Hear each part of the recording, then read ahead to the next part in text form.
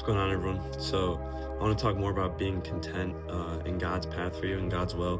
Recently, I got my diagnosis for my knee and I tore my ACL and meniscus. So, I'm gonna have about a year of recovery. But I've been content in this plan, and I want to give you guys some advice and just the way that I've been able to experience this. And so, if you have your Bible, flip to Romans 8:28, and this says, "And we know that God causes all things to work together for good to those who love God, to those who are called according to his purpose." And so God orchestrates every event that happens in our life, which also includes our suffering.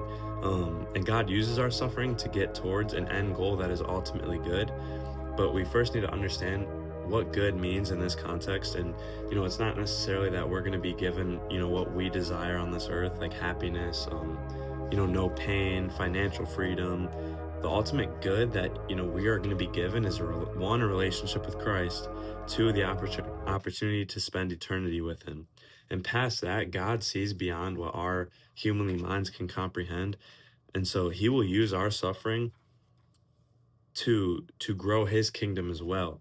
Um, you know, our suffering, and for me, this is something that I've been thinking about a lot with my situation is how can I show others the peace and the joy that I get from being a follower of Christ and being a disciple of Christ? How can I, with my, daily body language, with the way I'm acting, show that this injury isn't going to define me? I'm not going to have my identity rooted in my sport so that, when something like that gets taken away from me, I can still have the peace and content and trust and knowing that God's path is ultimately what is good for me and what I need.